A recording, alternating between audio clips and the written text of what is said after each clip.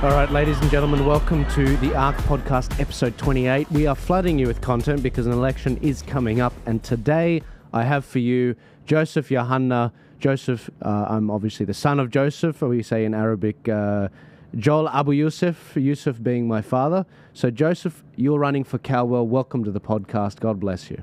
Thank you. God bless you. Thank you for the interview. Thank you for the podcast and for the people who are going to enjoy this episode. Absolutely. Well, look, Joseph, you're running for Calwell. Now, for those of you that don't know, Calwell is a seat in Victoria, one of the most winnable seats, in my opinion, in the country because it is a seat that is being overlooked by a lot of organisations like the Liberal Party.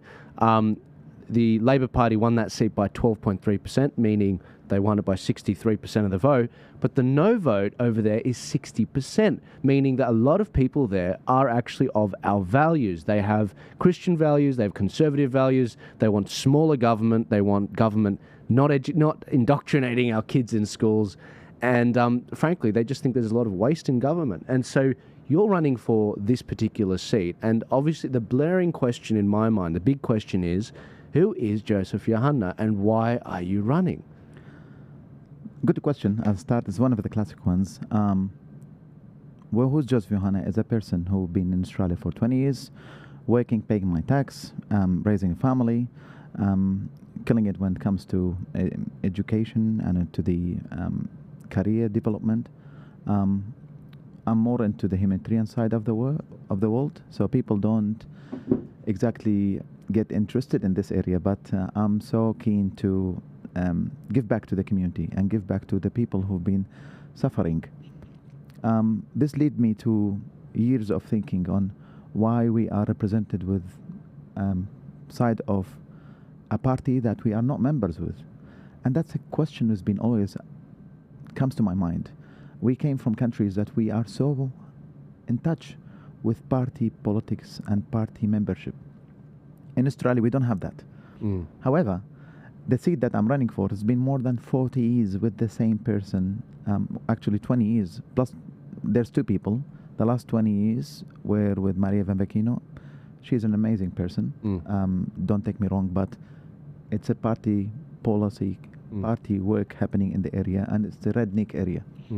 Maria has been there for a while, for a long time, but Maria retired. So it's a golden opportunity for Calwell to have a new leadership. So the incumbent member resigned, and so it's really opened things up for the field. Yes, for different candidates to come through. Of course. Right. Of course. Everyone is now showing their cards and making sure that whether it's a party promises or it is individual ambition to tell the Calwell community, look, you haven't tested, you haven't tried, look at my website, look at my policies that I'm bringing, and see if we can do something together. So I'm not going to be a politician with a capital P. I'm going to learn politics when I am inside. I will be making sure that community is represented and the voice is there. And think that doesn't work for Calwell. It's not going to get past. So you're a staunch Christian. You're a Maronite Christian of Lebanese heritage. No, I'm a Chaldean. You're a Chaldean. Chaldean church Christian. Very very proud Chaldean. You guys are like a protected species. So you need to have more babies, Joseph. Yeah. I'm proud Chaldean from the Chaldean church, and I'm proud to be also representing not only Chaldean, a Syrian community, a Syriac community, Iraqi community, Turkish community, Australian community, putting us in a boxes of you are from that corner. It's hurting maybe others, but we should be representing 250,000 of the people who are living there. Yeah. You mentioned that Calwell, you're the Chaldean running for Calwell. You mentioned that you are, it's quite a redneck area. Now, when you say that and I say that, we don't mean it in a denigrating sense. Like when I say it, I mean like, oh no, they're salt of the earth. They're sort of the sort of people that if your car broke down, they would pull alongside the road and they'd help you. Is that what Calwell's like? Look, by default, people were choosing Labour, but things a lot changed from COVID and past COVID, and community is angry everywhere. The needs were not responded for. The infrastructure is neglected. The support for the people On the ground, people are, we consider working class in area, but those working class that doesn't need, you don't need to bring nothing to them. You should be actually, beside attending events and beside being close to the community, what are you bringing? What investment you bringing to the area? How much community is getting back from the federal level to the local area? Having one side of the party, that means you don't get part of the share. I think one of the things that independents can bring to the area, especially Calwell, that we can actually decide how investment will be coming back, especially that everyone is considering the next government will be minority government.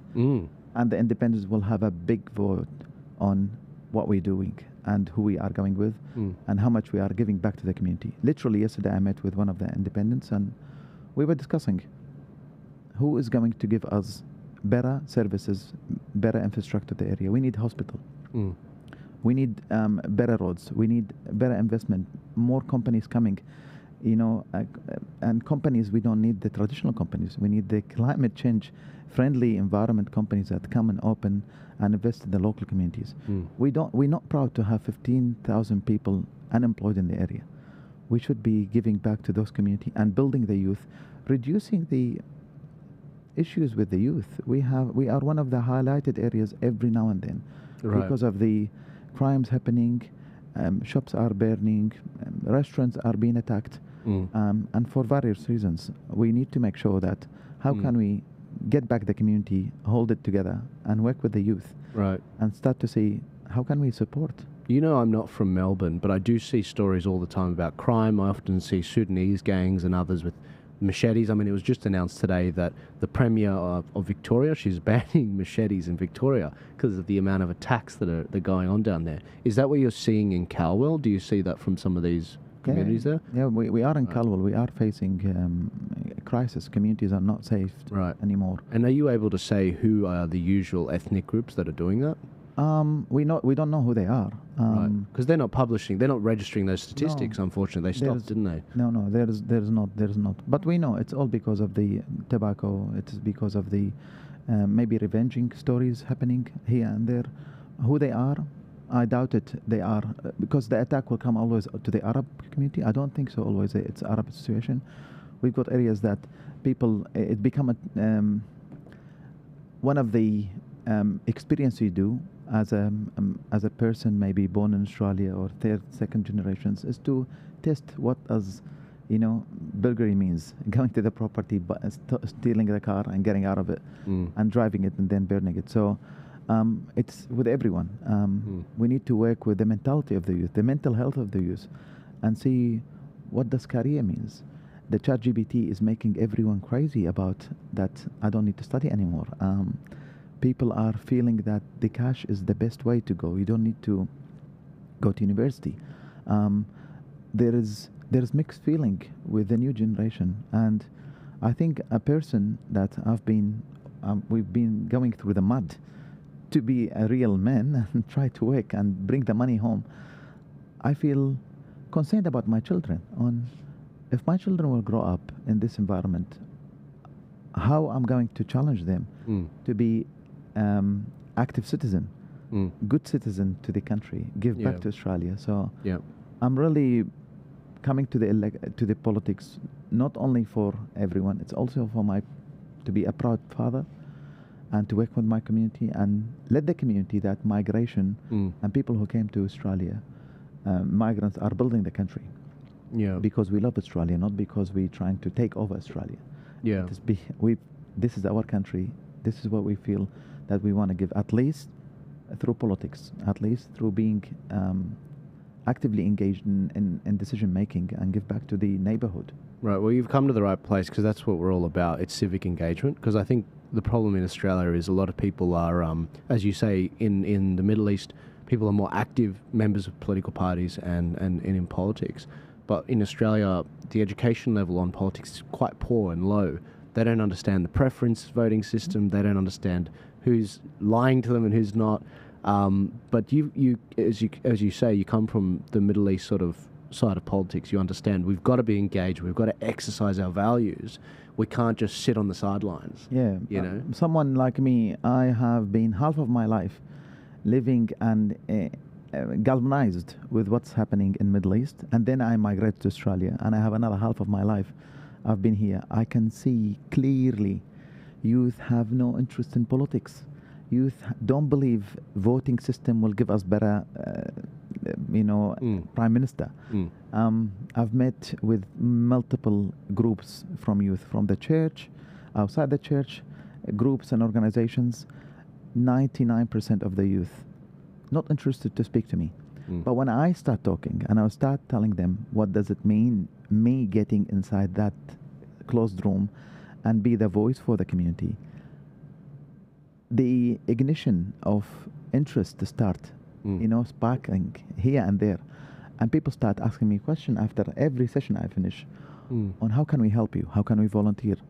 How can we be really having that ambition to be achieved?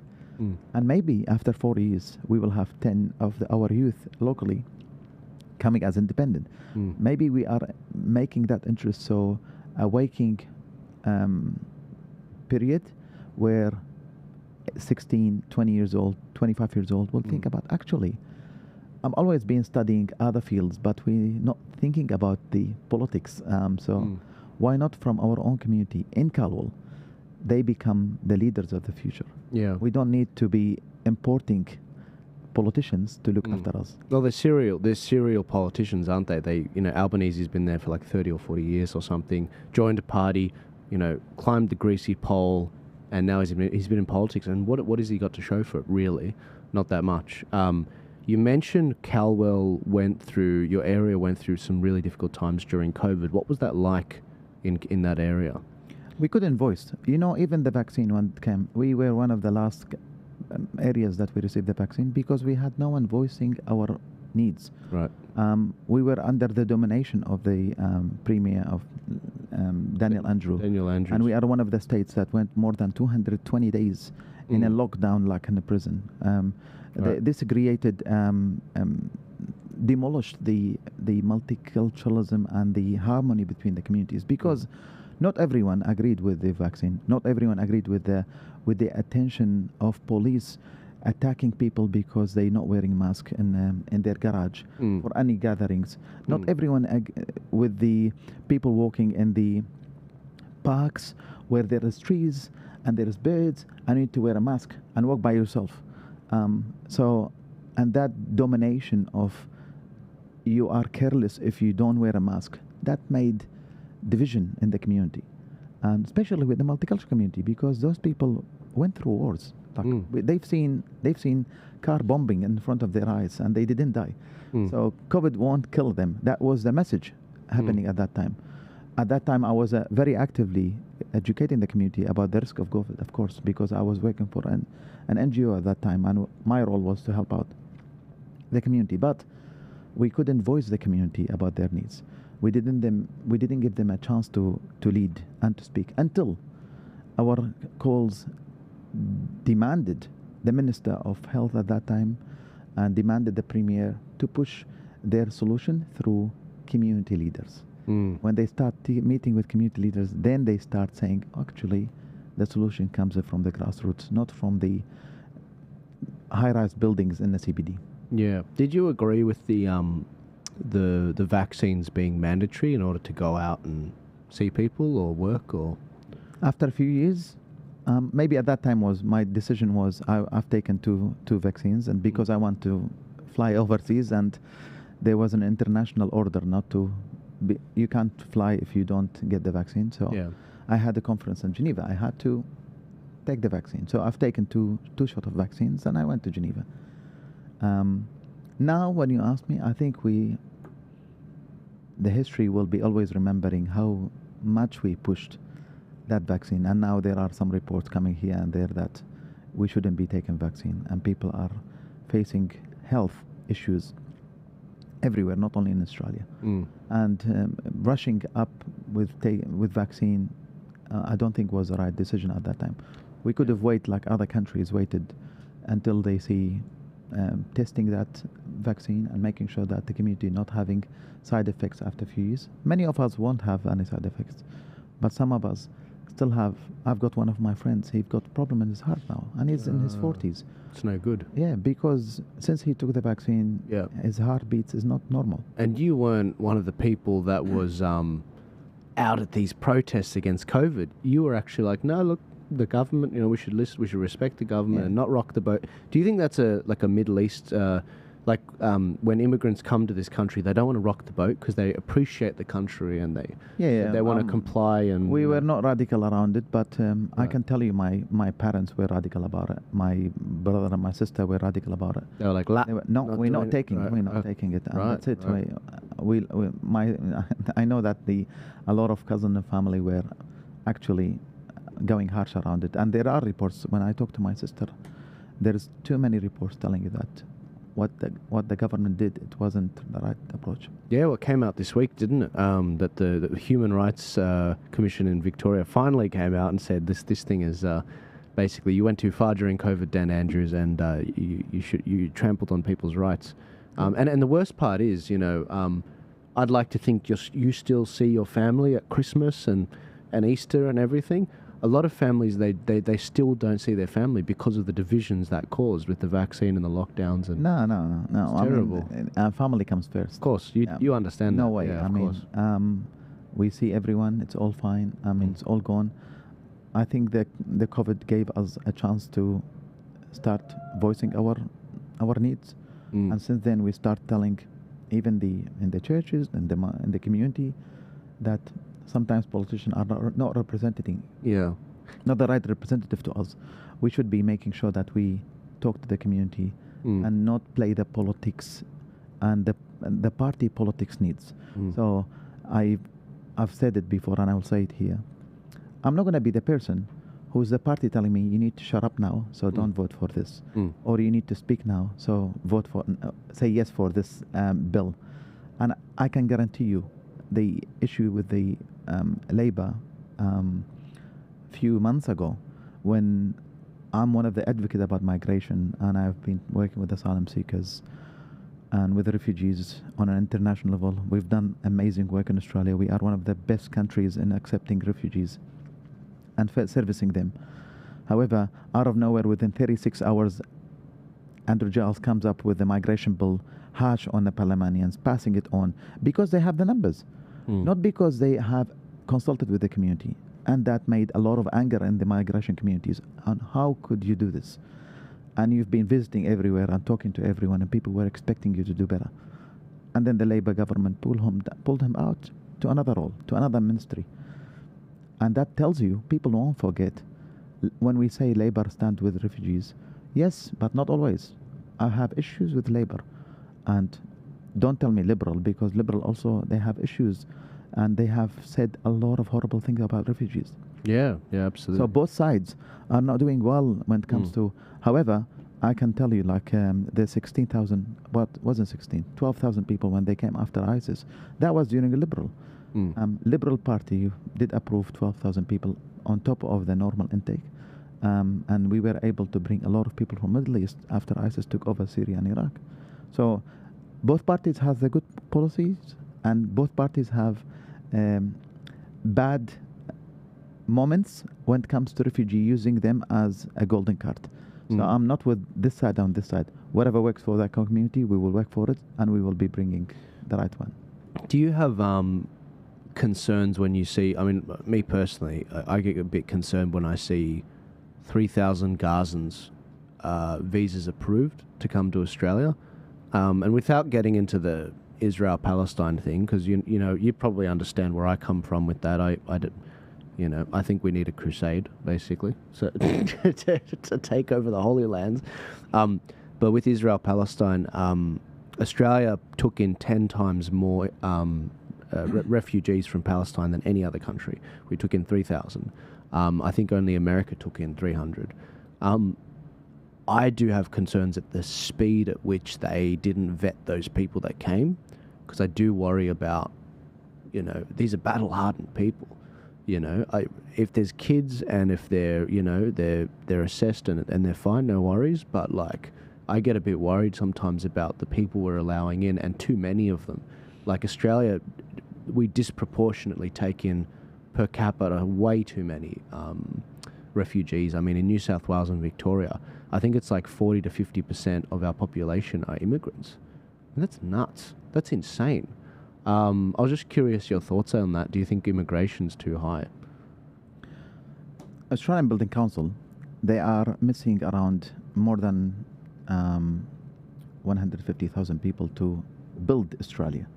We are missing, and if we want to build a house here, it will cost us triple 10 years ago. Can't you ask why? Because you don't have enough people, manhood to come and do your job. And if you have, it will cost you more. Now the Queensland, what's happened in Queensland last 2 weeks. If you need, some people are sending plumbers from Sydney. Yep. Because no one's doing the job. There is no enough handyman doing the job. That's one thing. Just remember, talking about we need more housing. Who's going to build the houses? I mean, how many industries, people, do we need to wait 4 or 5 years until we graduate a new generation to build houses, or do we need to speed up in building houses to manage the crisis? These questions I ask, so that it's one side of the story is being told, not the full side. We will have always issues with the workers who are coming. Of course, we need to review the way that refugee comes. Regional Australia needs more people. It's dying in many of the regional areas, and people are coming using the regional as a bridge to come to CBDs. That need to be reviewed. That need to be some legislations around.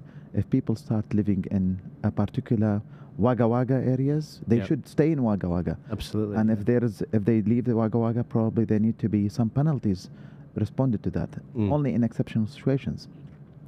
And that's not been done from both sides of the parties.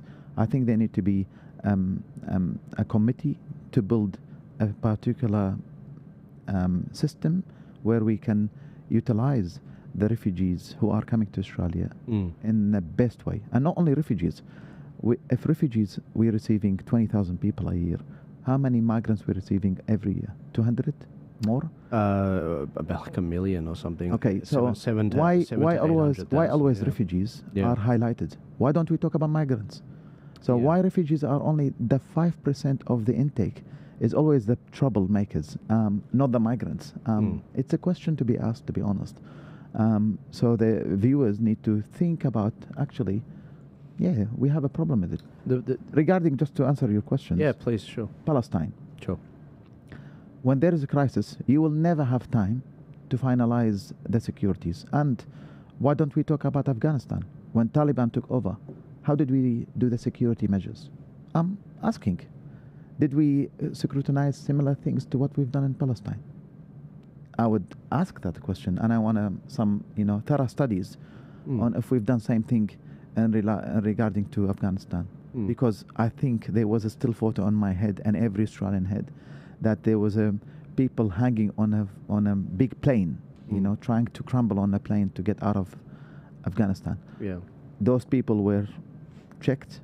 I don't know, and many other countries. Same thing. We've had people coming from inside Iraq because they were working with the Australian, army. Did we check them? There's some stories we need to highlight, but because Palestine is a special situation and it's a good marketing topic, very hot for one side of the politics. So actually, let's bring Palestine, that they are the bad people, came to Australia and they are going to. Have we checked their names, their age, where are they based? Okay, easy things. Check them out for 6 months past arrival and give them settlement services. People were struggling, Palestinians were struggling on the ground to find a fridge, to find a coach, because they have no one here. And their communities, without their communities, they would have been homelessness outside. So people are seeing the light. They have, dreams that they came to the safe land to rebuild their life after what they've been through. They've got mental health. Why do we increase that mental health on them?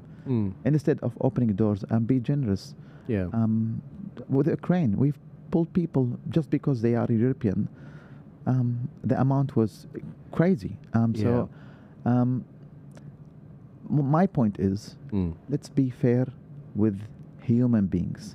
Yeah. with all the human beings, Yeah. regardless where they're coming from, because we don't need to be racist around who is coming from where.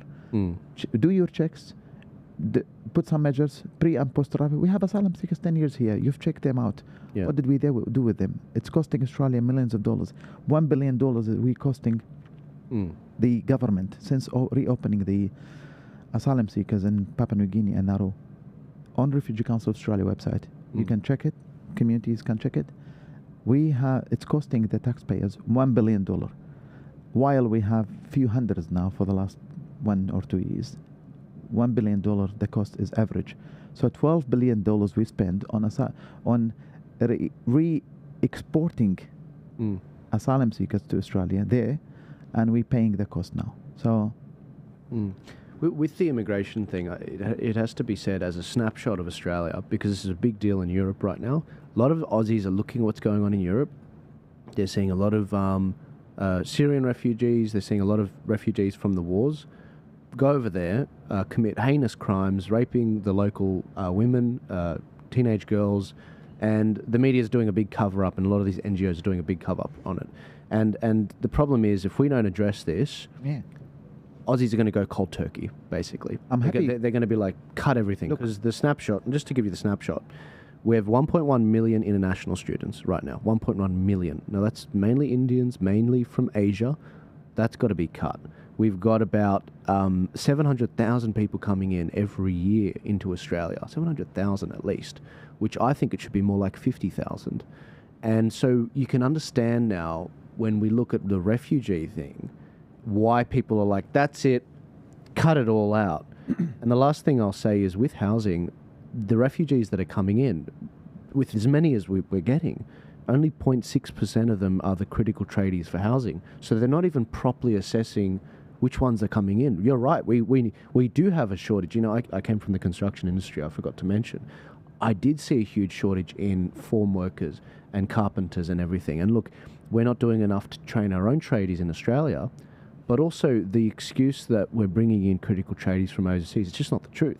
Only 0.6% of tradies. And the problem is, you're right, if we cut back on a lot of these international students, which is just a money-making scheme for the universities, and a lot of these fake universities that give degrees so people can study, but they actually work when they're not meant to work. If we actually cut down to that, we could actually do more assessments on the people coming in the refugees thing. But the problem is, the appetite in Australia is, that's it, just cut it all.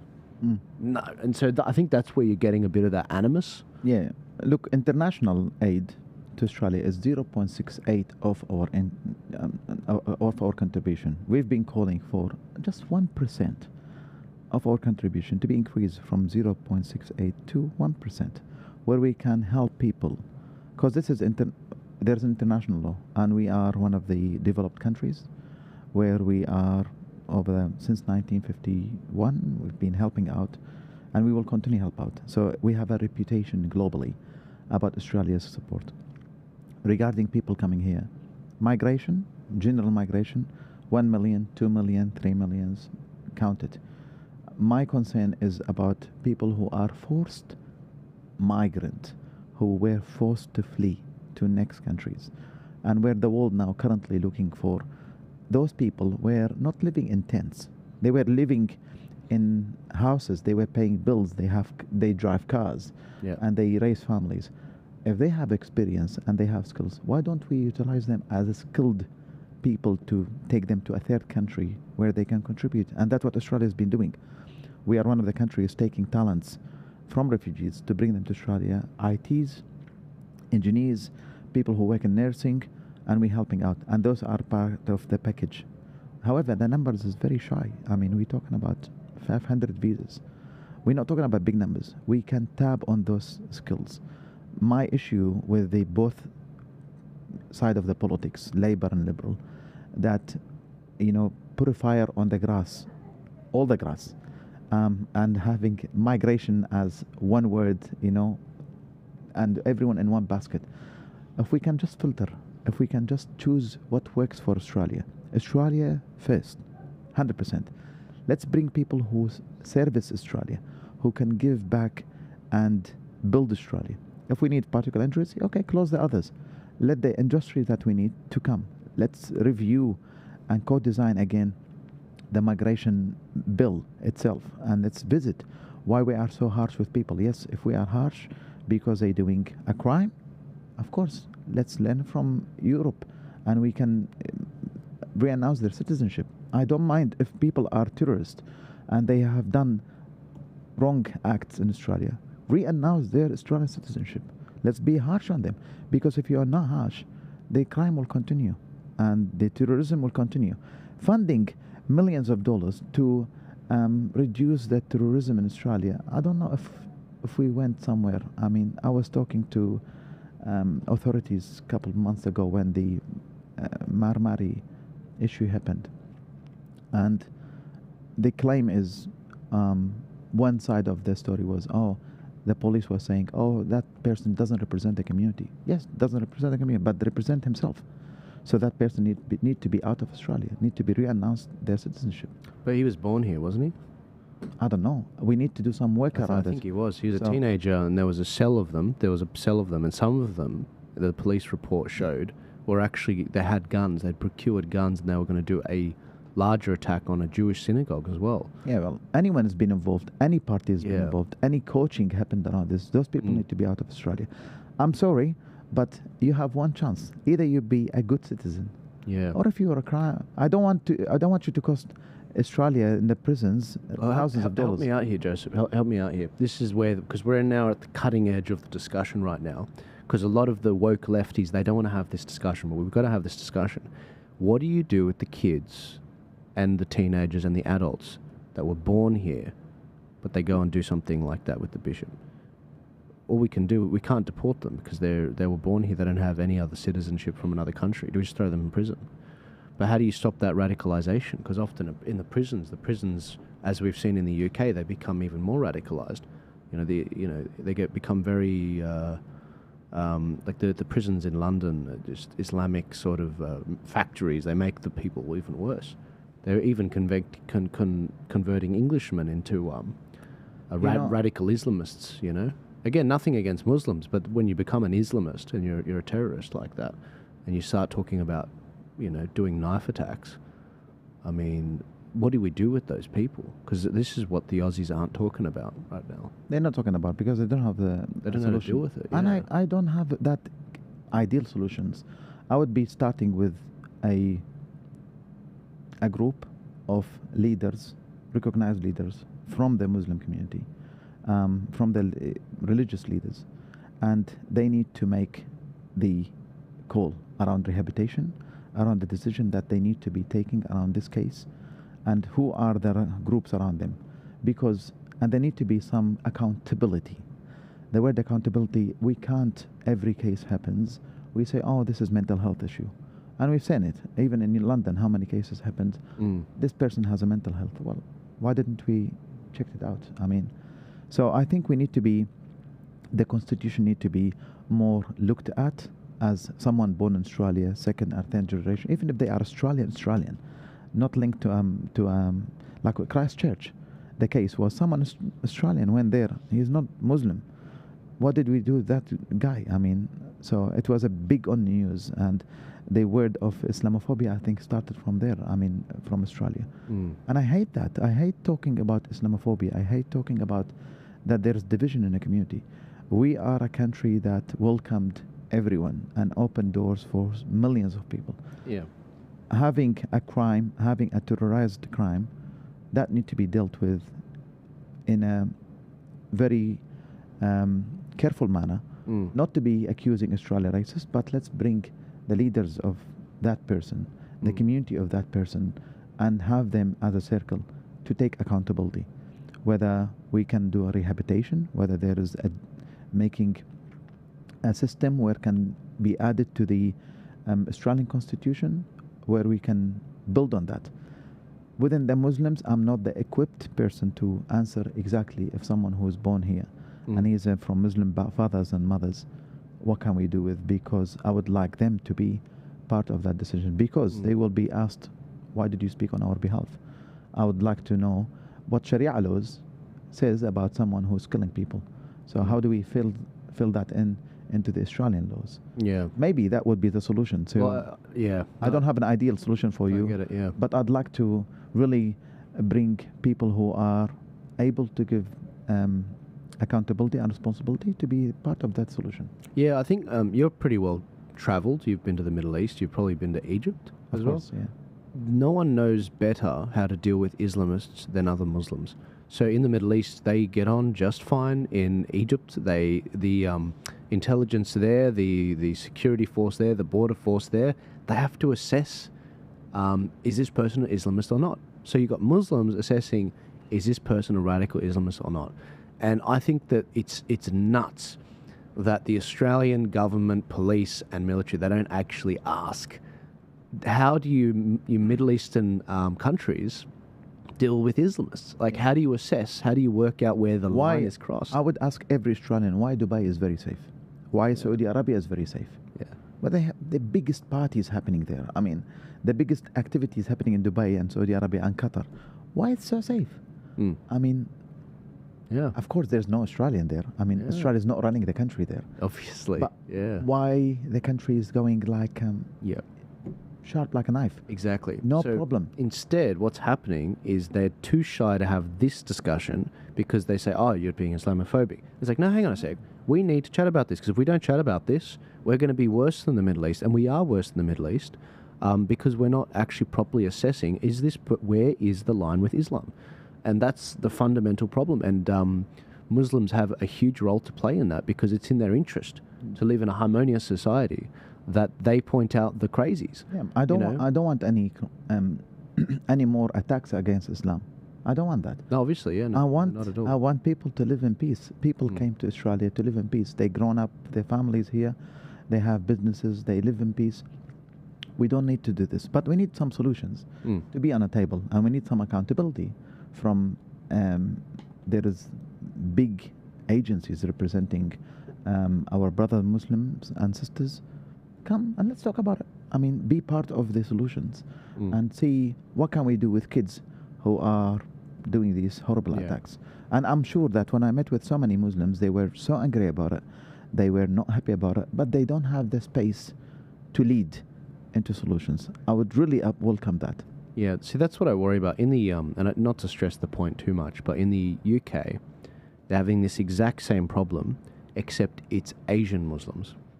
It's Asian Muslims. So they're dealing with the Pakistanis. Now, Pakistanis in their culture, they cover for each other. Even if there's the Pakistani rape gangs in the UK, they cover for each other. Whereas I suspect with the Middle Eastern Muslims, it's slightly different culture. I think that the Middle Eastern Muslims, they have it within them in Australia to actually call out the bad eggs in their community and to actually play a more active role in Australia and say, hey, this is the line, and to be proactive. But they're not being asked, are they? No. Look, I was very concerned with their response to those nurses. You know, the nurses in Sydney about they said, oh yeah, we kill Jewish patients. I was very concerned that a lot of the Muslim leaders, they didn't actually just come out and say, my experience with the Muslims is very positive, honestly. You know, someone who I want to tell this story. I was almost killed in Iraq. All right. And because of a friend of mine came to me and knocked my door and said, Joseph, your name is on the wanting list. So please don't leave home, and if you can escape the scene, escape it, because we've seen it. And you are my brother. I need you to be safe. Without Ahmed, a friend of mine who's still speaking to me after 30 years out of the country, 25 years out of the country, he's still a friend of mine. So we are all, coming from the same world. The only thing, I was born a Christian, others born Muslims, others born Hindus. We can't change that. Sure. How can we live in harmony on an Australian lands without having issues?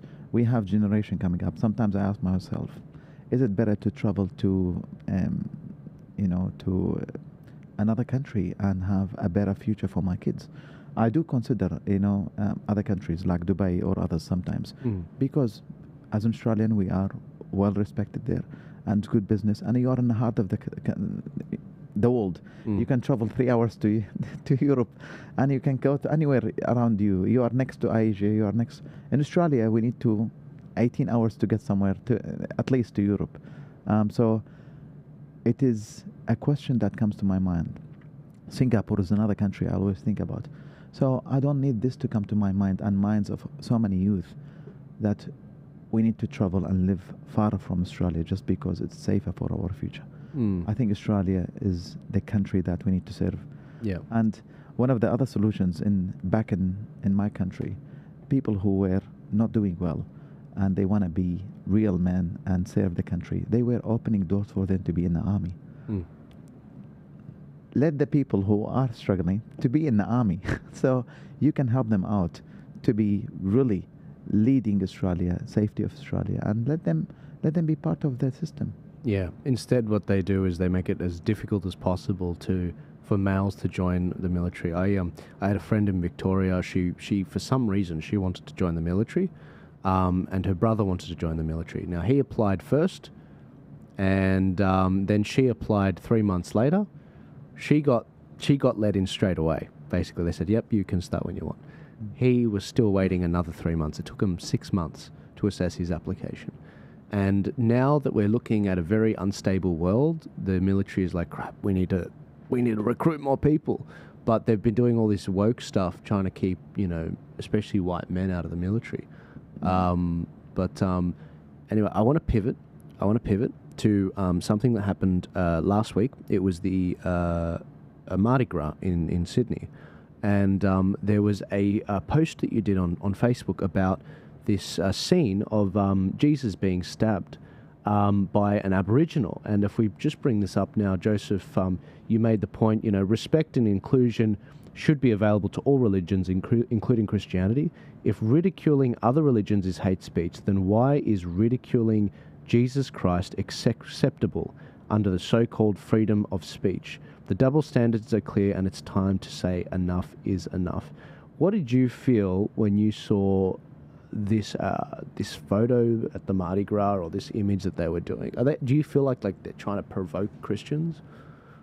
I don't know. It's kind of, I feel that they are trying to push the nerves of people who believe in Christianity. Just because we don't have the voice to claim it and make it obvious. So it went viral, actually, across the country. People were so angry about it. Mardi Gras, okay, do it, but don't hurt the feelings of others. I mean, just don't push the nerves of religious, communities. Do whatever you want to do, but don't come across to a holy picture of us. Christianity and the cross and Jesus is whatever we are living for. It's what we are breathing. This is our faith, and I don't accept it. It wasn't nicely done. It is very horrible attack against Christianity. And if we were not viral about it, that would happen more and more next year. It's funny because it's never Muhammad, They never do Muhammad. And that's what it's very clear on my message. And look, I don't have the balls. If it was Muslim communities, that might be a big problem because they are very able to cross over and remove everything. Yeah. Unfortunately, as a Christians, we don't have that power. I can tell you that. So well done for Muslims that they are able to, stop and control that and not to be make this in Australia through Mardi Gras. Christianity is going through this suffering. And look, I've got friends from LGBTIQ groups. I respect them. I talk to them. They are friends of mine. I go along with them. Nothing wrong with that. Sure. But having this scene, it just made me so angry, and I had to do a post about it. Did you know that they receive public funding for these rallies every year? These Mardi Gras rallies? No, I wasn't aware. Yeah. So is that something like you'd try and cut? You try and stop them from receiving these grants for these LGBT, the HR departments, they create these sort of roles. I would like to look at it. I don't know, but I'd like to look at it because I haven't had an idea to what are. There is like calls now within the refugee advocacy. We do say sometimes the LGBTIQ community needs special treatment when they come to Australia as refugees, and that's fair. We need to train the case managers around that, and we've been calling for the government for that. Right. But other fundings, I'm not across of it because it's not my area of expertise, to be honest. Sure. Right. So you're running for Calwell. as you're saying, it's going to be a hung parliament. What are the top priorities you want to get passed? If the government came to you, let's say you got elected on 17th of May, and the government's basically like, Labor and Liberal are trying to win you over. Shaking my hand. That's right. They're saying, all right, we want to form government with you, Mr. Youhana. What are the top 5 things you want to get passed across? Look, within the Calwell itself, we really need major hospital. I'm Right. so concerned that the community don't have enough powers to claim it. The contribution need to come to build major hospital.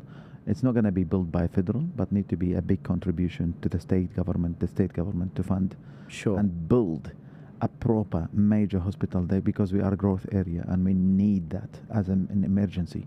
Right. So as a federal MP, you would try to pressure the state MPs, Of course, to build it, right? Pressure the federal MP to fund to the state. From the state comes to us, Sure. and specifically to Calwell, comes directly to Calwell, Right. because most of the areas in Victoria, you can see major development happening, except for northwest. It's been ignored. Even the last funding, now the Labour are coming with millions of dollars hanging here and there, and telling all the premiers, we can give you here, we can give you a couple of million here. In every industry, you'll see now Labour paying just because the election close. You know why that is, right? Why they neglect these areas. Because it's a working class area, and it's very permanently given to Labour. Not quite. That's right. It's the last point. It's because they're permanently Labor. And so when looking back at this map, you see how I said it was a safe Labor seat, 12.3%. Next door, you've got Andrew Giles, 15.5%. He's got the same problem because they don't have to do anything in these areas in order to win them each time. There's other seats as well. If we blow that up really big, Rami, we've got this area too. Bendigo, 12.1%. We've got Hawke, 7.6%. We've got Layla, 12.8%.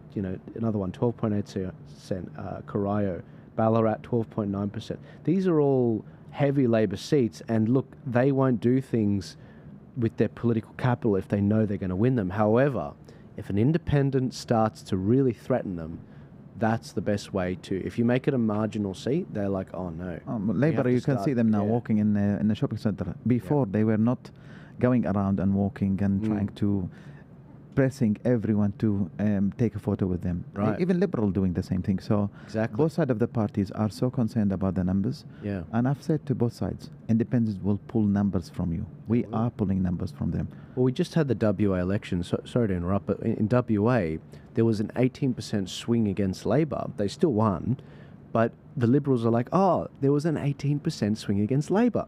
But if you look at the data, only half of that went to the Liberals. The other half went to the independents. So people aren't buying what the Liberals are selling.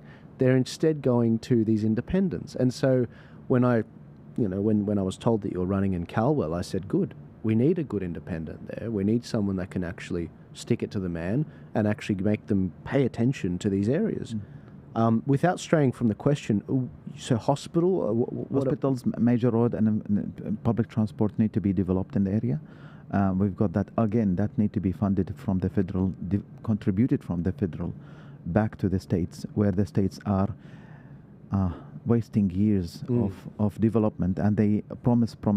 And now, how come Melbourne until now we don't have a train to the airport? I can't believe it.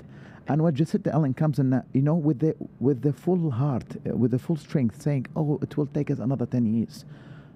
Wow. Really? I mean, really? I know they should get Hamas to build the tunnels, huh? To dig Seriously, now, with no joking, I mean, I feel embarrassed when ridiculous. When the train is not available. Yeah. How can we, the federal, fund now? Yeah. So if we are as independent, we can have the pressing points. Promise me that you're paying this amount of money to my area, to my people. Because if money is being paid, working will start. And people will start finding job. Industry will be growing in the area. Everyone will be getting back from what they... And we can do it. Yeah. Why not? Calwell need to be one of the hot spots. One of the surprises need to be Calwell. Oh, it should be a huge growth spot, absolutely. Did you have anything else in mind for the priorities? I think we need to look at the cost of living. definitely you need to be reviewing cost of living. People are struggling. Everyone now, all the politicians talking about cost of living, but what are you doing about it? Inflation is going up to the roof, and there need to be some views on how can we have. I don't know how to form it, but my idea is to sit down around the table with the decision making and say that actually 10 items, 15 items across Australia need to be one price. Milk, bread, these important essential daily use, eggs, need to be in one price, that the poor people can buy that price and the rich people can buy from this price. That cannot be changed, whether you are in regional, whether you are in a city, whether you are everywhere. And that need to be contributed from the federal to pay the cost of that. I think that can be one of the solutions. People know that they are spending $10 for grocery and for their what they need to live the day for the next day. It's funny you should say that, because I recently moved areas significantly, and I noticed that the price of things went down. So in Parramatta, the price people are getting charged is a lot higher than people maybe 10 kilometres west.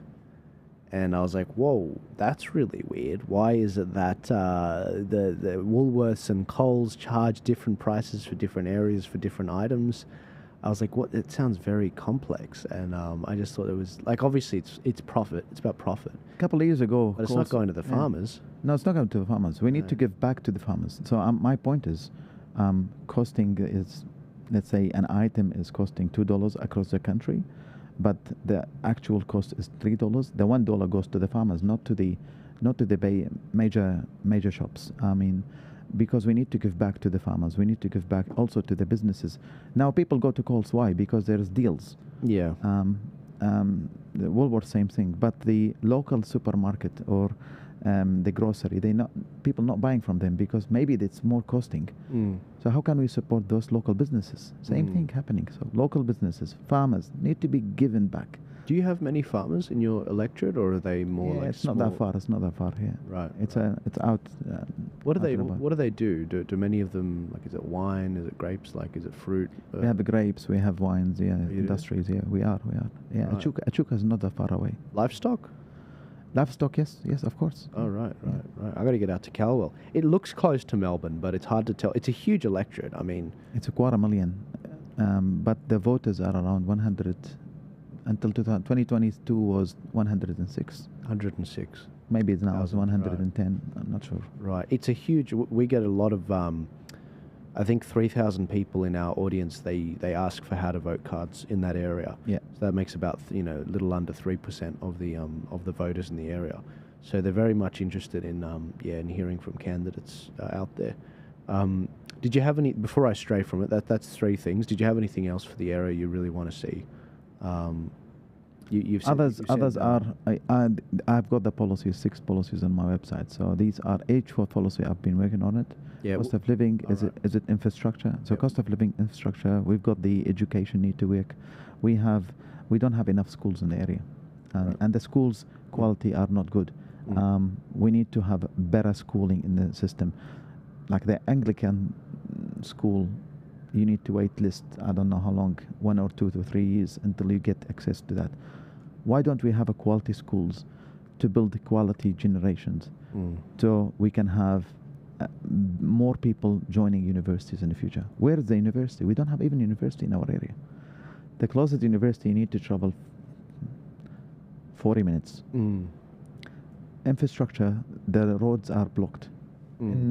If you go to other countries, the gate in to the city is really a welcoming. The gate in, getting out of the airport, it's so dark at night.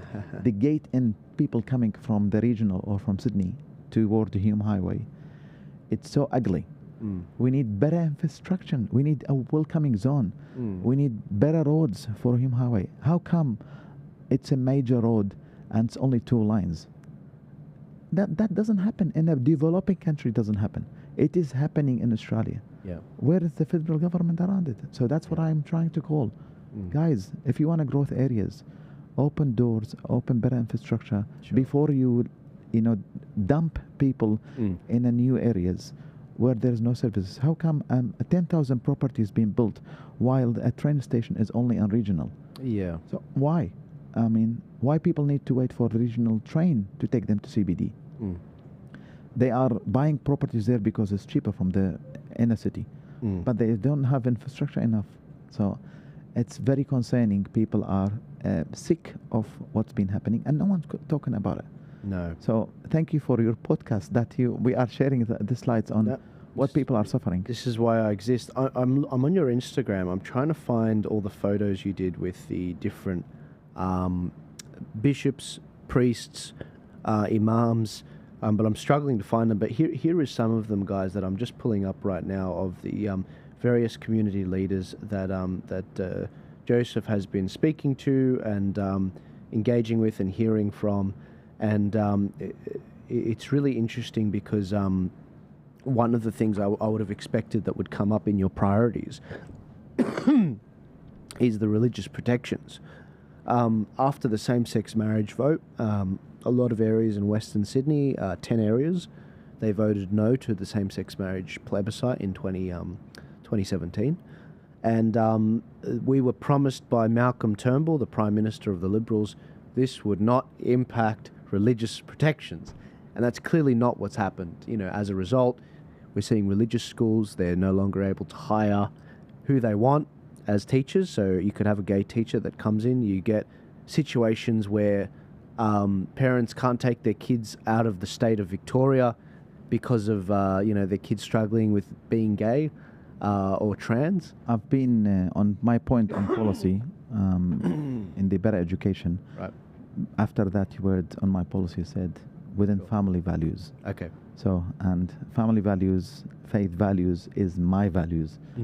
So clearly, maybe if people read around the policies, it is around faith, it is about family. That's good. It's about our roots. With due respect to people who have specific needs and just try to not negatively affect on the mental health of the big kids. If kids want to be LGBTIQ, then they have the right when they are at particular age to understand that. Yes, of course, welcoming sex booklet is not welcomed in our community. It's a conservative area, and we need to work around it. Regarding the churches, we have an issue even with Labour government currently. One of the Assyrian churches, our Assyrian churches actually in Victoria, they've been to VCAT. It's been a year and a half. I've seen this book actually. Oh, you have? I don't keep talking. Sorry. The Assyrian church in Melbourne, they trying to build a school, and there was huge issues because Labour were blocking that due to so many logistics and infrastructure needs, specifically costing the bishop and the church millions of dollars, and until now it's in VCAT. Now the Labour actually coming, there are that actually if we pass VCATs, then maybe we do some contribution. And actually too late, mate. Too late. No. We've been waiting for people need to, just because Catholic schools might be affected. What are you talking about? Community need to have the right to choose whether they want to go to a Syrian church or they want to go to a Catholic school church or Islamic school or Anglican. You can't just control that Catholic might be affected. That they didn't say that, but we know why there is an indirect rejection to build that school. So now we are fighting in the community to take back the rights and to start building the school, and hopefully that will be opened very soon in a few years, as soon as the VCAT finish. Part of the whole, religious freedom and kids being indoctrinated in schools is I hear from a lot of Middle Easterners. I hear from a lot of traditional Christian people that, hey, I don't want my kid to be indoctrinated on this. And I wanted to wrap up with the question about the LGBT books, because a lot of even Chinese, they're like, hey, this is distracting from my kids' education, science, maths, English. But this is, my audience have seen these books many times, but there'll be a lot of new viewers to this. Kids are seeing, the pronoun book. You've got a Muslim girl on the front. So the kids are learning about pronouns rather than algorithms and in science. my shadow is purple. So it's about a boy that basically isn't sure if he's a girl or not. Granddad's pride, which is another sort of surprising one. I got here and queer. So sort of, being proud of being queer, basically, and trumpeting it to the kids as it's a cool thing. The queer chameleon. So it goes through the different genders that a kid could be, the different varieties. And this one, which you said you'd seen, which is the Welcome to Sex book, which is just, this is just probably the worst of all of them, where I can't show this on camera, but just that sort of stuff in there. And so a lot of parents are seeing this, and they're like, well, it's on your website. You're about family. You're about those sorts of values. Yeah. Is this sort of the thing you'd want to try and tackle at a federal level? How could I show this book to my 11 years old, 12 years old? I don't know, because he will be traumatized. So I think we just need to go the quality of behavioral education for kids over thousands of years hasn't been changed. Why we pushing to change it now? Yeah. Learning about sex, it will come organically during the life cycle. I don't think this is a priority for Australian on the ground. My area in Calwell is not prioritizing this type of things. Our priority is more about making sure we have better schooling within family values, better access, better integration of teachers, because teachers are not paid well enough. We need to work around that. Police is not paid well enough, so we have an issue in policing and safety. We have an area called Maclaham, which is 10 minutes from Craigieburn, where the closest police station isn't in Craigieburn. So, and I ask why. There is a lot of safety issues breaking through happening in the area. We need to work around that. We need to pay better for police. They are underpaid, and Victorian government not doing anything about it. And I'm sick about this. If we want more policing around, if I want to ask my cousin to go and my friends to be in police, if they're paying 80 and 90,000 as an, I'm exaggerating, it's not 90, it's less than that, but it's around 80, I think. It's not paid now. It's not enough for a young person to be a police, to go 6 months in academy and to be graduated with $80,000. They can do that with any work outside. They can do an Uber easy. So I think we need to revisit how much police and emergency services are getting, and how can we encourage communities to be part of that, because always we will have an issue that our community is not represented. The multicultural community is not represented. Yeah, absolutely. Well, look, Joseph, I'm going to include in the description a link to your website so people can see a bit more about your policies, support your campaign, donate to you, because these campaigns aren't cheap. And I pray that everyone in your community gets behind you and supports you and encourages you to keep going on, because I know it's not easy running in the election. But I want to thank you for coming into the studio and doing the interview. Did you have anything you wanted to tell everyone before we wrap up? I want to say to the community in Calwell, please, check my website, check my Instagram, keep encouraging me as an individual running for Calwell. Be active in sharing your ideas, suggestions. I'm happy to meet up with the youth every week. Coffee on me, so come and sit down, have a chat. Help me, advise me, suggest for me where to go next. I've got a team of advisors helping me out. Thank you to them. They are spending a lot of hours with me, so thank you very much for them. I am also blessed to have the willingness of community to make the change. Youth, I believe they are the future. I've actually have a strong a statement around it in my website. I have a full plan for the youth on how can we integrate them to reduce the crimes. So I welcome people to read about that and the short and intermediate and long-term solution around that, about the youth crimes.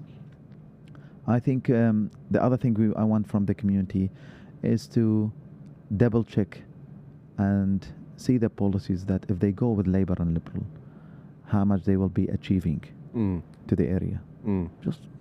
Just read it through, because people asking me what are your policies.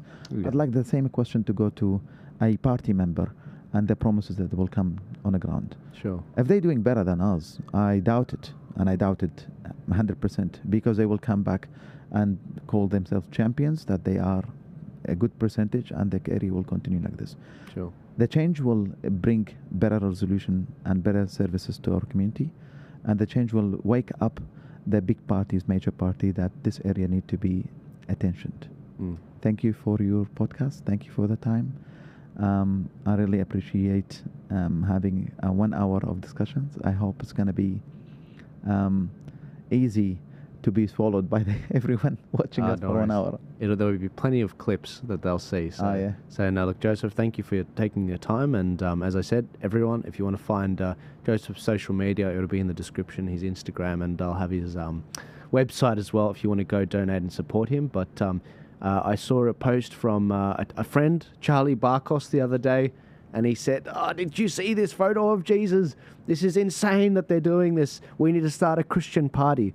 And, I've reached out to Charlie and said, "Charlie, we've already got a lot of Christians running. Look at this guy in Calwell. I think you'll like him. He's running on the same things you basically want to see. So we don't have to reinvent the wheel. We've already got great people running, and that's the purpose of this show. It's so that people can see that and get out there and get behind you. So God bless you. I wish you the best of luck. God bless you. Thank you. Don't burn yourself out. And, I'll be praying for your health during this time, because it can be difficult. But ladies and gentlemen, the link's in the description. If you want to support this show, I also have the Buy Me a Coffee membership link in the description.